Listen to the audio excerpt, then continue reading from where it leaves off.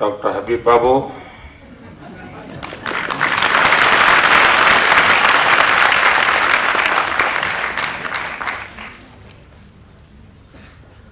श्री यूसुफ भाई,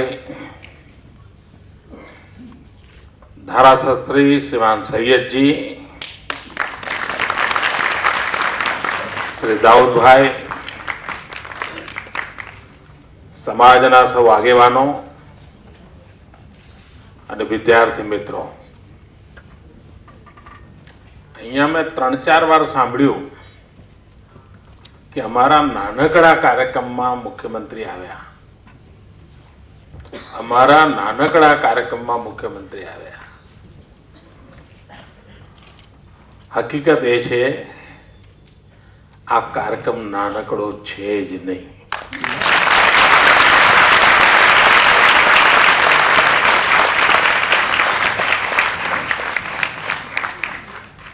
મારે મન શિક્ષણ માટેનો કોઈ પણ કાર્યક્રમ એ મોટામાં મોટો કાર્યક્રમ છે.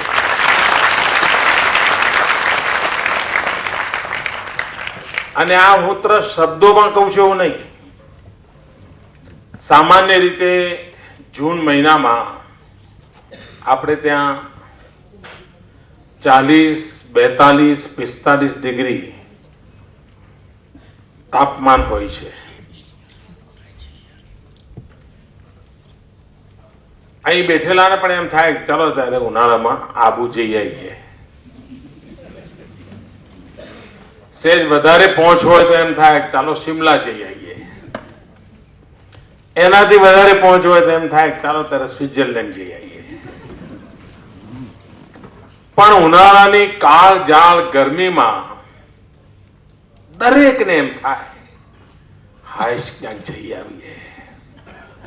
થાય છે ને આવું? આ રાજ્યનો મુખ્યમંત્રી એવો છે કે જે લગાતાર 10 વર્ષથી 13, 14, 15 જૂન 44 ડિગ્રી ટેમ્પરેચર હોય તો પણ આખી સરકારને લઈને ગુજરાતના ગામડામાં જાય છે અને ઘેર ઘેર જઈને દીકરીને ભણાવો એની ભિક્ષા માંગે.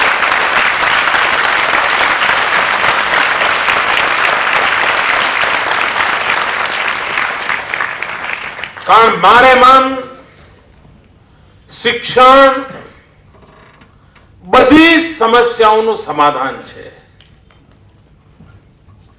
ગરીબીમાંથી બહાર આવવું હશે તો શિક્ષણ લઈ આવશે.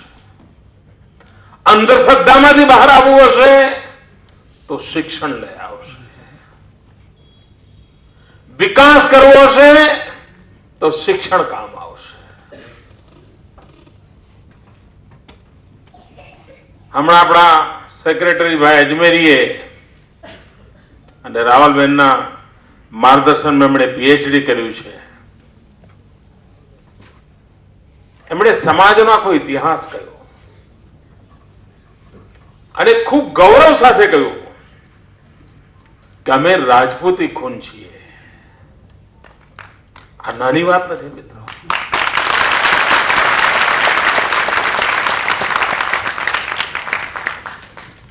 આ રક્તનું ગૌરવ, આ રક્તની તાકાતની વાત કરવી ને એ જ પ્રગતિ માટેનો પાયો હોય છે દોસ્તો. અને એમણે બીજી દુઃખ વ્યક્ત કર્યો કે આવડો મોટો સમાજ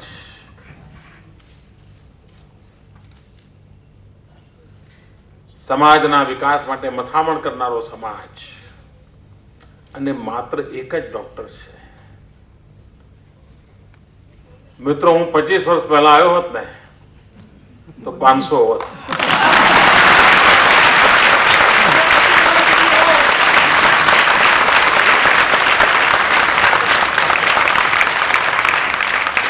કારણ જડી ગયું ને, મુસીબતનું કારણ ખબર પડી ગઈ છે.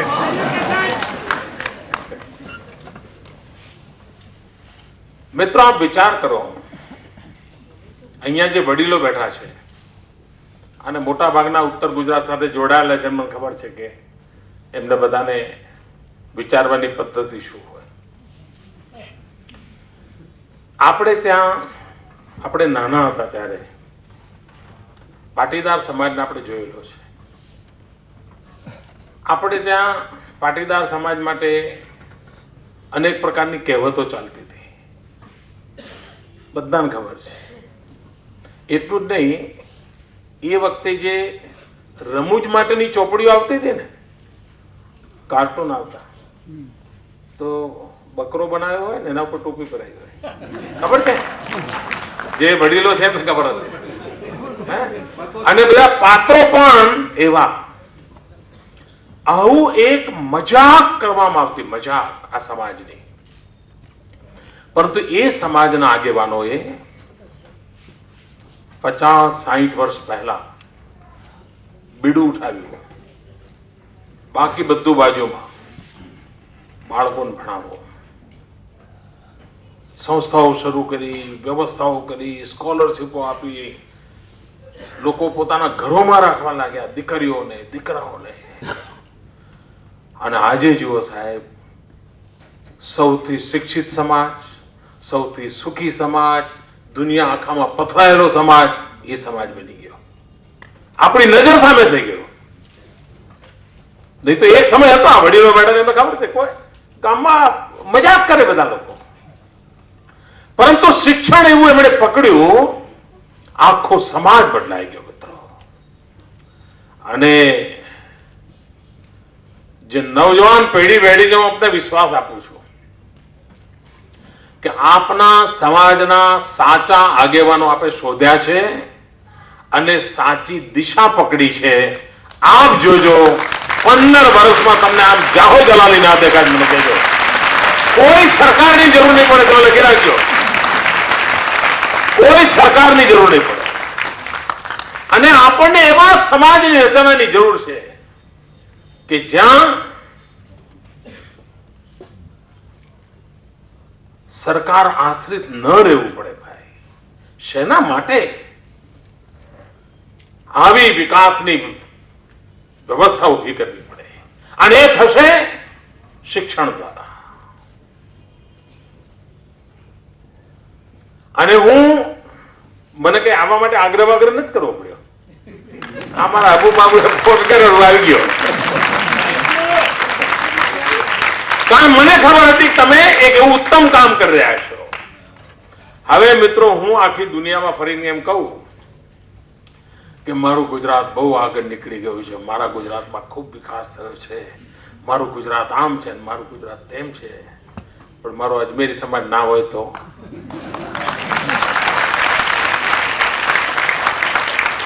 એ પાછળ રહી ગયો હોય તો, તમે ગમે તેટલા તંદુરસ્ત હોય સાહેબ, ગમે તેટલા તંદુરસ્ત હોય, પણ તમારું એક હાથ શુક્લકડી હોય તો, વજન સરસ હોય, ઊંચાઈ સરસ હોય, આંખોને ચશ્મા આવ્યા ના હોય, દાંત બધા મજબૂત હોય, દોડવાની તાકાત બધું હોય, પણ એક હાથ દોરડી જેવો હોય તો કોઈ તમને તંદુરસ્ત કહેવાય? શરીરના બધા અંગો તંદુરસ્ત જોઈએ ને. એમ ગુજરાત ત્યારે જ તંદુરસ્ત કહેવાય, એના બધા જ અંગો તંદુરસ્ત હોય. પ્રત્યેક સમાજ એને વિકસેલો હોય, પ્રત્યેક. આ ટુકડાઓમાં ન ચાલે, બધાનો સર્વાંગીણ વિકાસ થવો જોઈએ. આપ વિચાર કરો, આપણા દેશની કમનસીબી એવી થઈ અને તમે બધા સૌથી વધારે છેતરાયા છો. બાર ઠપકો આપો,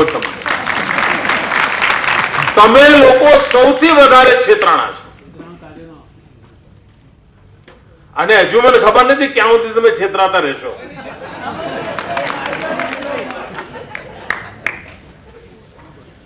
આ દેશના રાજકારણીઓએ તમને મનુષ્ય માન્યા જ નથી. તમને માત્ર વોટનું પતાપડું સમજ્યા, વોટ બેંક સમજ્યા, અને ચૂંટણીઓ વખતે તમારી ખુશામતો કરી અને તમને દોજખમાં રાખે છે. આ ડંકાની ચોટ પર તમારી વચ્ચે આવીને કહેવાની મારામાં તાકાત છે દોસ્તો.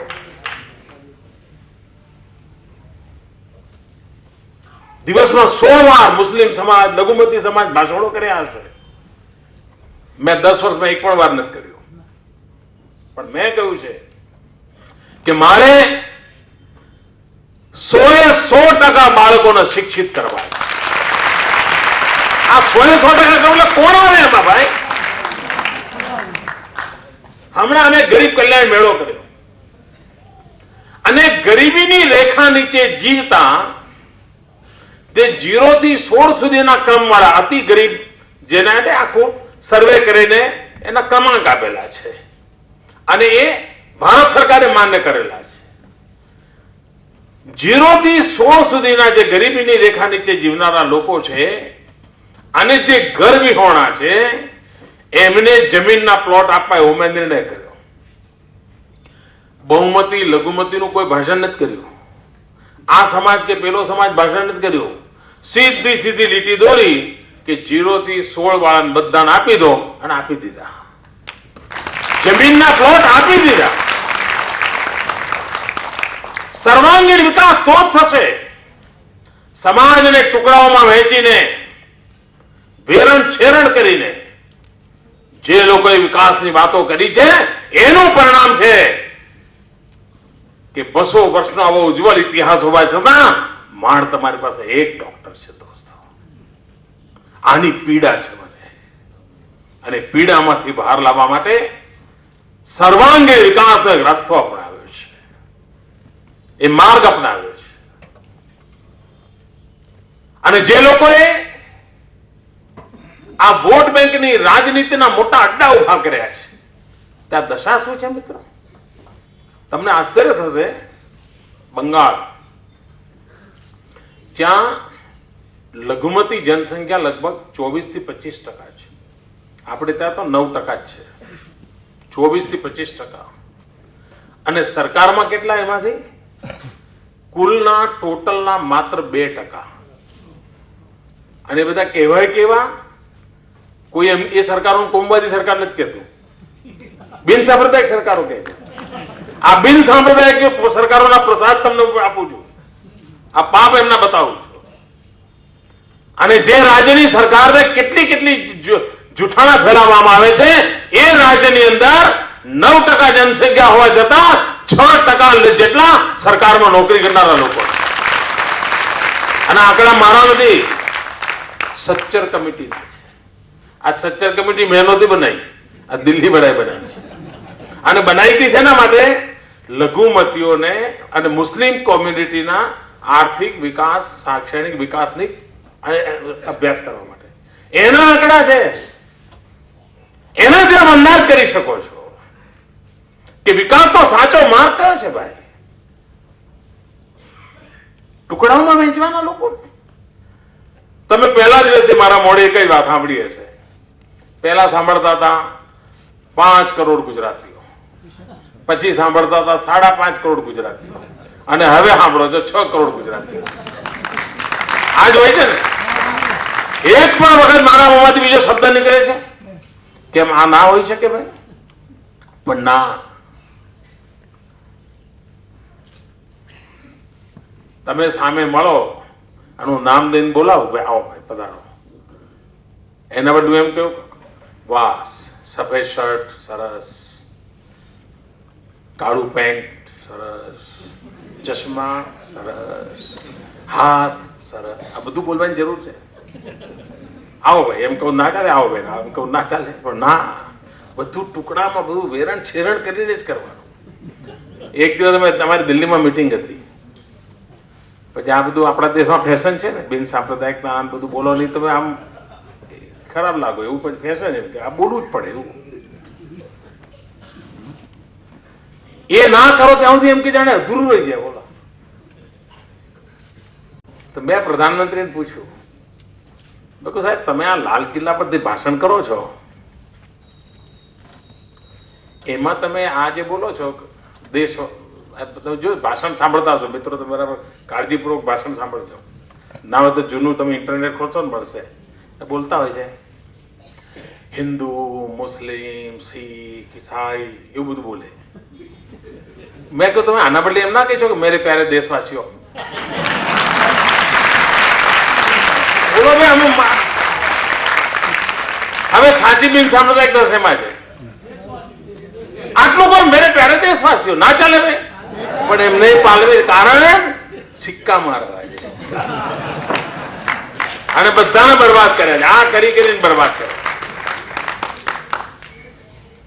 મિત્રો, હું સૂફી પરંપરાનો ચાહક છું અને સૈયદની આ પ્રવૃત્તિનું હંમેશા એટલા માટે પ્રોત્સાહન આપું છું.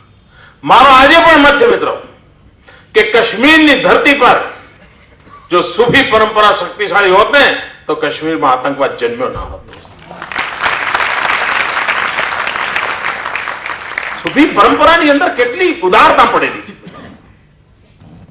અને આ દેશની સાંસ્કૃતિક વિરાસતનો હિસ્સો છે. રહીમના પદો સાંભળો મિત્ર, અને રહીમની કૃષ્ણ ભક્તિ જુઓ. રહીમ એમ કે આગલા જન્મમાં મારે વાંસ થવું છે.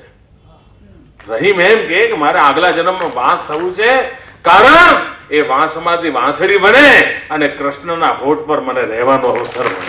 આ રહીમ કે છે. આ દેશની આ તાકાત છે મિત્રો. હમણાં એક ઇન્ટરનેટમાં સ્પર્ધા થઈ હતી ઉત્તમ ફિલ્મી ભજનોની. લોકોએ વોટ કરેલા, નાગરિકો ઇન્ટરનેટ પર, કે ઉત્તમમાં ઉત્તમ ફિલ્મી ભજનો કયા.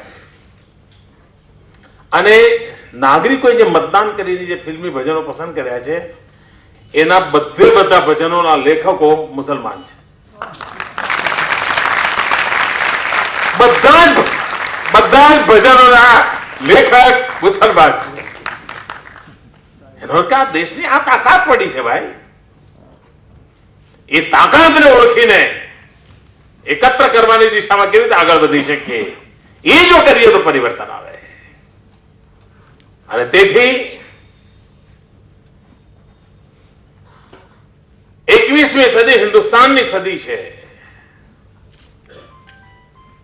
એ વિશ્વાસ લઈને આગળ વધવું હશે તો મૂળભૂત બાબતો તરફ ધ્યાન કેન્દ્રિત કરવું પડશે. મારે વિદ્યાર્થી મિત્રો સાથે પણ વાત કરવી છે. મિત્રો, ઘણી વાર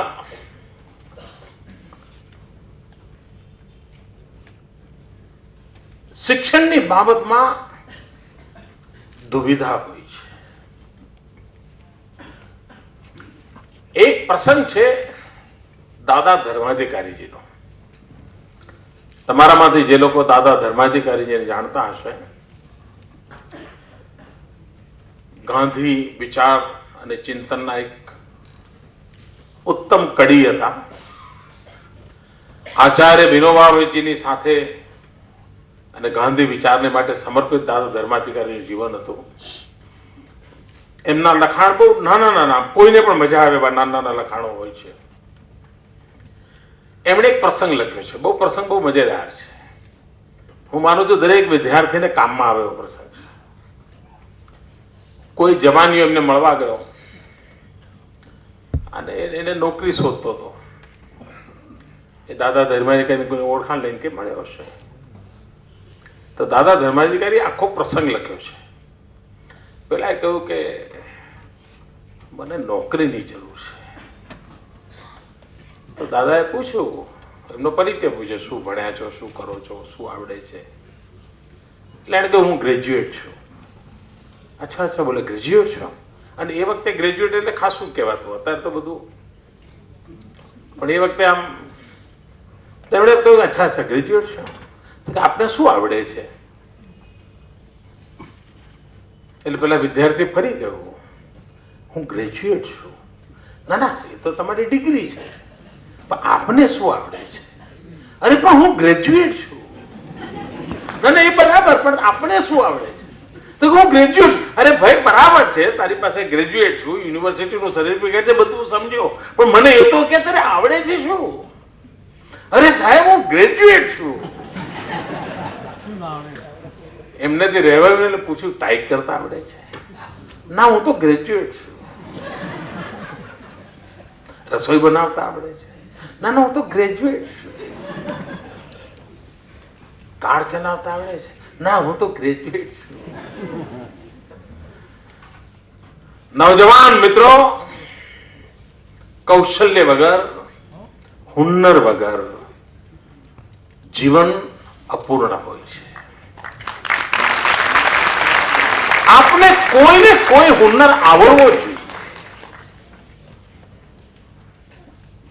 નહીં તો ઘરની અંદર ગમે તેના સર્ટિફિકેટ તમે દિવાલો પર લટકાયા રાખો ને,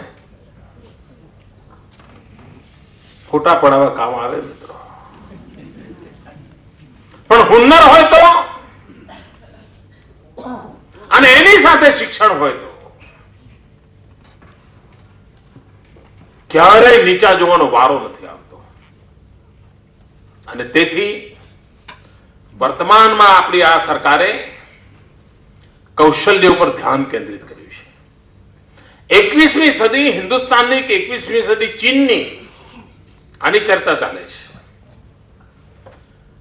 ચીન કેવી રીતે આગળ વધી રહ્યું છે, હિન્દુસ્તાન કેવી રીતે આગળ વધી રહ્યું છે, બેનો આપણે તાલમેલ કરીએ તો ખબર પડે કે આપણે ક્યાં છીએ.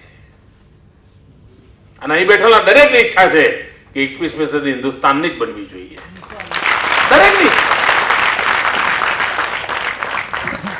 કૌશલ્ય માટેના, સ્કિલ ડેવલપમેન્ટ માટેના ચીનમાં 50,000 જેટલા જુદા જુદા કોર્સિસ ચાલે છે. 50,000. 2 વર્ષ પહેલા અમારી નેશનલ ડેવલપમેન્ટ કાઉન્સિલની મીટિંગ હતી, જેમાં પ્રધાનમંત્રી હોય ને બધા મુખ્યમંત્રીઓ હોય અને સરકારના બધા અધિકારીઓ હોય. એમાં પ્રધાનમંત્રીનું ભાષણ છે. એ ભાષણ પર તમે ઇન્ટરનેટ પર જોઈ શકો છો. 2 વર્ષ પહેલાની વાત છે. એમાં પ્રધાનમંત્રી એવું ભાષણ કર્યું છે કે ભારતના વિકાસને માટે આવનારા દિવસોમાં 500 જેટલા સ્કિલ ડેવલપમેન્ટના કોર્સિસ ચાલુ કરીશું. સમજાવું? ચીનમાં 50,000 ચાલે છે અને ભારતના પ્રધાનમંત્રી એમ કે છે કે આપણે 500. હવે સાહેબ આ ક્યાં મેળ પડે મને કહો. મિત્રો, ગુજરાતે એક પહેલ કરી છે. ગુજરાતે સ્કિલ ડેવલપમેન્ટ તરફ ધ્યાન કેન્દ્રિત કર્યું છે. આ દેશ યુવા છે. 65% કરતા વધારે જનસંખ્યા આજે યુવક યુવતીઓની છે. એમની પાસે કૌશલ્ય હોય, એમને અવસર હોય તો કેટલી ઊંચાઈઓને પાર કરી શકીએ આપણે. હમણાં એક સર્વે કરાયો કે આપણે ત્યાં સામાન્ય જીવન જ્યાં છે, જન્મથી મૃત્યુ સુધી દરેક વ્યક્તિને કેટલા પ્રકારની સેવાઓની જરૂર પડે છે. અને તમને જેટલા પ્રકારની સેવાઓની જરૂર પડે એટલા પ્રકારનું કૌશલ્ય પણ જોઈએ. દાખલા તરીકે તમને ગુલદસ્તો જોઈતો હોય જીવનમાં, તો પછી ગુલદસ્તો બનાવનારો પણ જોઈએ જ. અને ગુલદસ્તો બનાવનારો જોઈએ તો પછી ફૂલ ઉગાડનારો જોઈએ. હિસાબ લગાવો મિત્રો, જન્મથી મૃત્યુ સુધીમાં લગભગ 976 સેવાઓ અનિવાર્યપણે આપણે લેવી પડે છે. 976. હજુ કોઈ દિમાગ લગાવશે એમાં કદાચ ઓર ઉમેરો થશે. પણ સામાન્ય દરેકને, જેમાં અપવાદ ના હોય. મેં કહ્યું 976 પ્રકારના સ્કિલ ડેવલપમેન્ટ છે ભાઈ, આપણે શરૂ કરો. દાખલા તરીકે આજે તમે ગામડામાં જાઓ, જૂના જમાના જે ગામડામાંથી પરિચિત હશે એમને ખબર હશે, કાથીમાંથી કે સૂતમાંથી ખાટલો વણતા લોકો, ચારપાઈ. આજે તમને મળે એવો કરનારો મળે જ નહીં સાહેબ. એ કૌશલ્ય વિલીન થવા માંડ્યું છે. એવી અનેક બાબતો છે કે જેને અગર જો ડેવલપ કરીએ તો ક્યારેય કોઈને રોજીરોટી માટે તરસવું ન પડે. આ કૌશલ્ય વર્ધનના જે કામો આપણે ચલાવ્યા છે એમાંથી હમણાં મેં હિસાબ પાડ્યો, લગભગ 125 જેટલા યુવકો માત્ર કૌશલ્ય વર્ધનના કામ, એમની સ્કિલને, ડિગ્રીઓ નથી, સ્કિલ છે. દુનિયાના જુદા જુદા દેશોમાં ગયા 3 વર્ષમાં લગભગ 120 કરતા વધારે વિદ્યાર્થીઓને રોજગાર મળ્યો છે.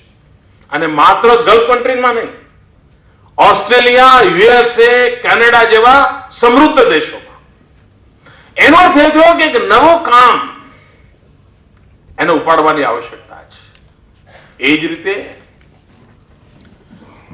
વિકાસને જો બરાબર આગળ વધારવો હશે અને સ્થાયી કરવો હશે તો 50% જે જનસંખ્યા છે, માતાઓ બહેનો, 50% પોપ્યુલેશન મહિલાઓ છે. જો બધું વિકાસનું બધા પેલા 50% પુરુષોને જ માથે નાખી દીધું તો આપણી ગાડી અડધે જ પહોંચે. જ્યાં સુધી આ 50% માતૃશક્તિ છે, બહેનો છે, એમની શક્તિને જોડવામાં આવે તો કેટલો મોટી હરણફાળ ભરાય. અને તેથી આપણે એક અભિયાન ઉપાડ્યું છે, મિશન મંગલમ. આ મિશન મંગલમ દ્વારા ગરીબ બહેનોને નાના નાના સખી મંડળો બનાવે, 11 બહેનોની મંડળીઓ બને, 5 રૂપિયા 10 રૂપિયા બચત કરે, એનો હિસાબ કિતાબ રાખતા શીખે, સરકાર એને માન્યતા આપે, બેંકોમાંથી લોન અપાવે. અત્યારે ગુજરાતમાં લગભગ 1.5 લાખ સખી મંડળો બનાવ્યા છે. 25 લાખ ગરીબ પરિવારની બહેનો એમાં જોડાઈ છે અને બેંકો દ્વારા એમને 1000 કરોડ રૂપિયા એમના હાથમાં મૂક્યા છે. મિત્રો, 1000 કરોડ રૂપિયા. આપ વિચાર કરો, આ ગરીબ બહેનોના હાથમાં 1000 કરોડ રૂપિયા એટલે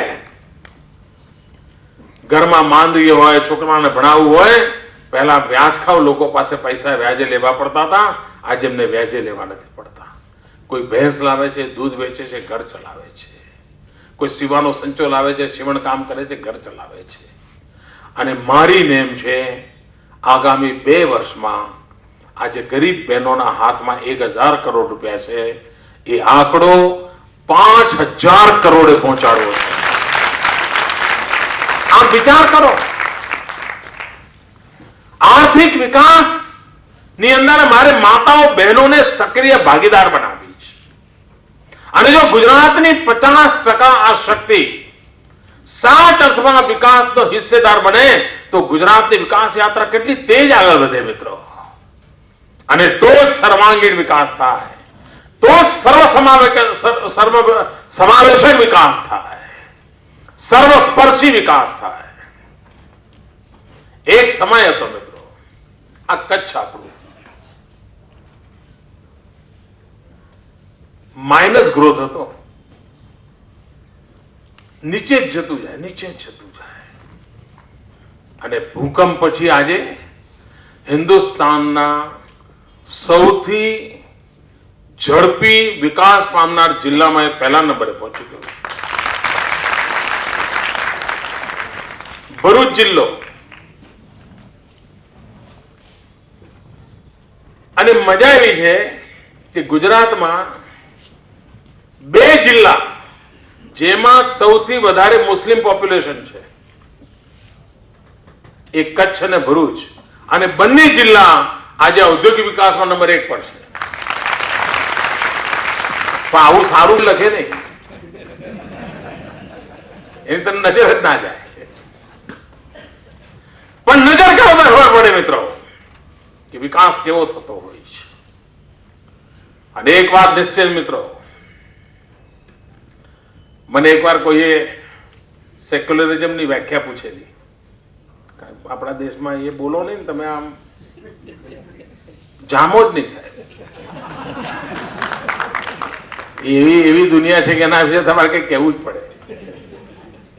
તો મને, કારણ કે કેટલાય લોકો બધી જાતની વ્યાખ્યાઓ આપી છે, બધાએ સેક્યુલરિઝમની વ્યાખ્યાઓ આપી છે, બધી આખી દુનિયામાં જેને મન ભાવે આપી છે. લાલુ યાદવે આપી છે.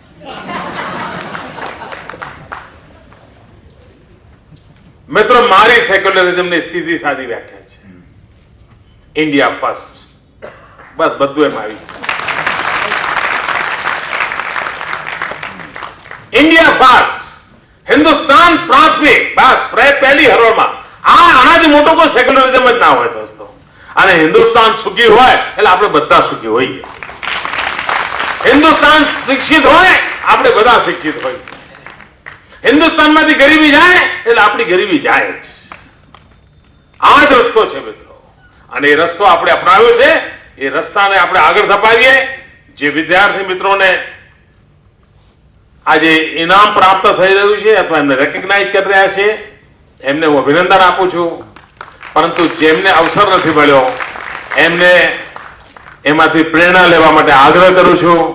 અને આપણા સમાજની અંદર એક એવી તંદુરસ્ત સ્પર્ધા થાય કે વધુમાં વધુ આપણા ત્યાંથી ખૂબ શિક્ષિત અને સંસ્કારી યુવકો બહાર આવે, દીકરીઓ આપણી ભણે અને આમાં જ પાછી પાની ન કરીએ.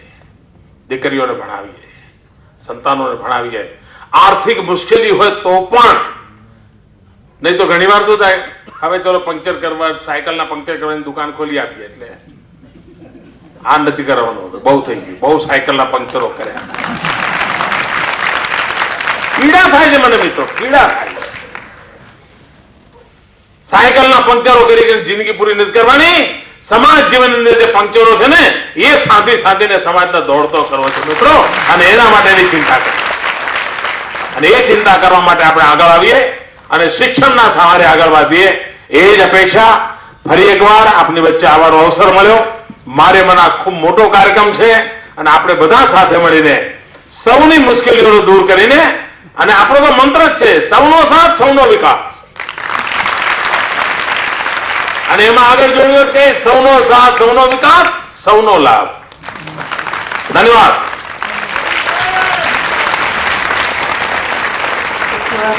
માનનીય મુખ્યમંત્રી શ્રી, કોઈપણ સમાજના સરસ્વતી સન્માનનો કાર્યક્રમ ખરેખર નાનકડો કાર્યક્રમ જ કહેવાય.